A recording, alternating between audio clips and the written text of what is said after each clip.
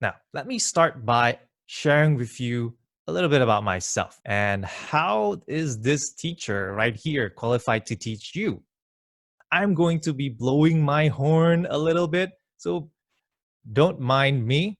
And I'm sure that you will enjoy what I have to share with you about my experiences and the stuff that I've been through. So let's start with my bachelor's degree.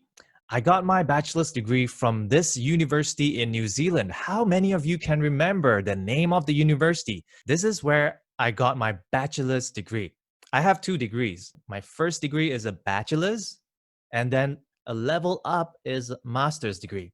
Now, my bachelor's degree is from Victoria University of Wellington. Long name, I know, but this is a great university, and that's when I first learned how to teach English to people like you and like myself who are learning English as a second language. How did I get there? I come from a normal family. My family doesn't have much money. So, how did I go and study overseas?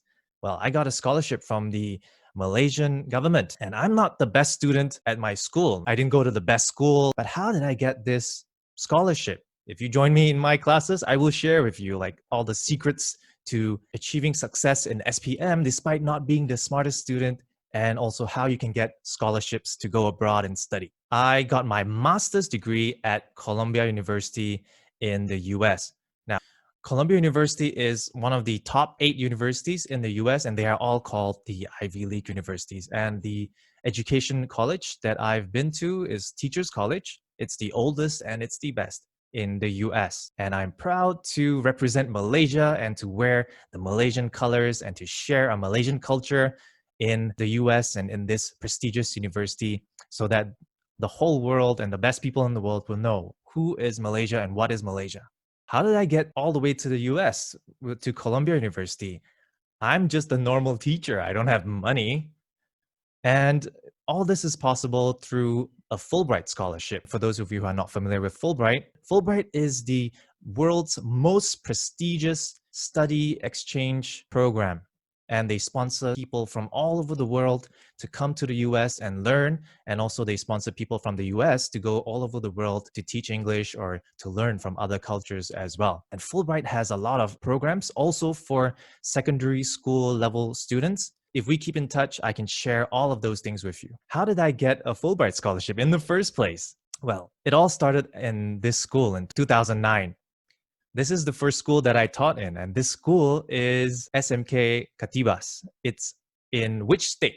Can you guess? Yeah, it's in Sarawak, and it's in a district called Kapit in a town called Song, but it's not in town. It's actually in the middle of the jungle, which is how I got the name the Jungle Teacher. To get to school, I have to take a flight to Cebu, and from Cebu, I take this boat here that's called an express boat for 2 hours to get to Song. And from Song, I take a wooden boat like the one that you see on screen to my school. And the boat ride would take 1 hour. And those are my students on the boat together with me. We're going to school together. At this school, like many rural schools, we have problems with water, we have problems with electricity. So there are many months where I had to go down to the river to bathe, to wash my clothes, to wash my dishes, just to teach the people over there. But in these difficult situations, it is an opportunity actually for not just me, but for you as well. If you experience something similar to this, for us to test ourselves and to show what we are made of. I believed at that time that if I could survive and I could thrive in this kind of situation, I can survive and thrive anywhere in the world. What did I do over there? I embraced the local culture. I got to know the people really, really well. And I love their culture, the Iban culture. I know that my students don't have much exposure to English and they don't use English in their daily lives. So created a lot of programs and activities to make English more relevant and more useful, at least in school. I know that these students don't get an opportunity to travel the world like some of you do. Even sometimes they don't get to leave this small town called Song. So I decided to bring people from outside to come in and expose my students to what people from outside look like. So I've brought people from the US, I've got people from Japan, I've brought people from East and West Malaysia to come to my school and to share with my students so that my students have an awareness of what the world is like and what are the possibilities out there. For my students who are really, really excellent and they do well in their PMR at the time and SPM, I would take them to the nearest city, which is Cebu, for a weekend, and we would have fun, of course, and we would enjoy a lot of delicious food.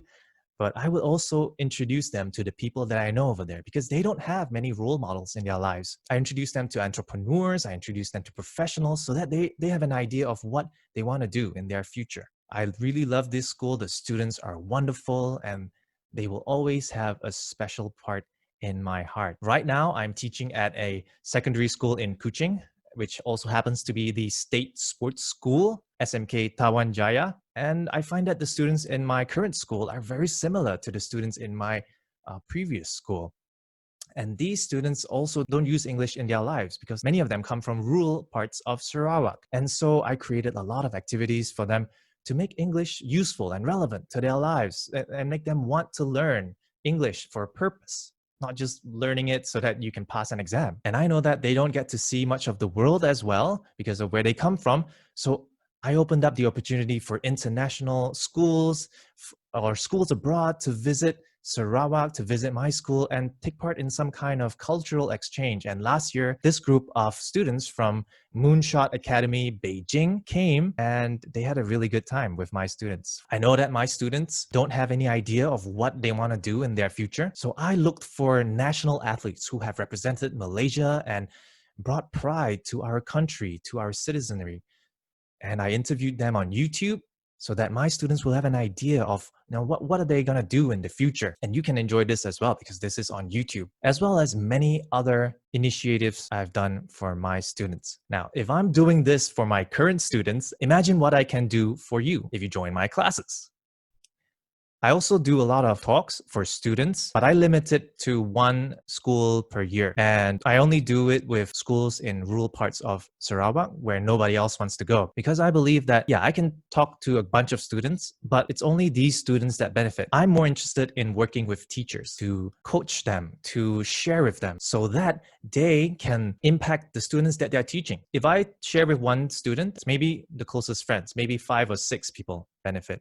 But if I share with a teacher and the teacher learns something new, something good, and takes it back to her school, each teacher teaches at least 100 students every year. And that's 100 students I've impacted just by sharing with one teacher. So I'm very much focused on working with teachers. I also share on conferences. On my Facebook page, all the 8,000 people that you see liking this page are all teachers. And that's where I've been very much focused on in the past. But right now, I want to focus on the students because of this amazing opportunity that's opened up, which is the internet and my tuition. Besides all of that, I'm also invited to judge competitions. And this is a innovation competition by Champaka. I'm also invited to give speeches and talks. And this is a picture from a speech that I gave for the UKIE. UKIE is a Student Alumni Association for United Kingdom and AIR. I'm also invited to international conferences like this one by Waisili, where I mentored a group of Southeast Asian teachers and we created some innovations that their students can use online. I also gave a TEDx talk last year. You can check it out on YouTube. And I also appeared in a movie. Can you guess what is the name of the movie? Rise, Ini Kalilah. You'll see my face appear somewhere in the middle of the movie. The reason why I'm sharing all this with you and telling you about who I am is because you are the average of the 5 people you spend the most time with. When you go for something important in your life, like SPM or PT3,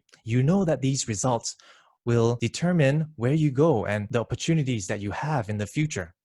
Wouldn't you want someone like me to be beside you, to cheer you on and to show you what you can do and to motivate you? And I want to talk to you about a common problem that you will have. So we have 400,000 SPM candidates every year, and you are 1 in 400,000. How many percent of this 400,000 do you think get Cemerlang in English 1119? Every year, an average of 15% get Cemerlang. How about Kepujian? How many percent do you think get Kepujian? An average of 30% get Kepujian every year. Now, I want you to think about where you are now. Are you in the Cemerlang group? Are you right now in the Kepujian group? Or maybe you don't belong to any of the above.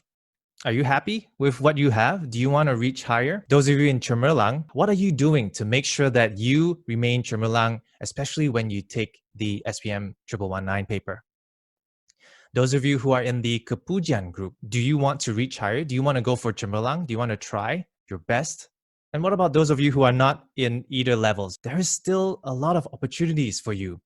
Don't you want to score the best results that you've ever had in your life? I can help you with this. You can study with me. And my tuition opens up this opportunity for us to meet and interact because previously with traditional tuition, you can only go to the best in your area. And sometimes you have to cram in a class of, I don't know how many hundred people. It's really difficult to learn sometimes. I have been in one of those famous teachers' tuition classes, and yeah, I enjoyed the materials, but it wasn't really comfortable. And right now, with my tuition, you can learn from the best in the country. You're not confined to your city. And sometimes if you have to miss a class, what happens?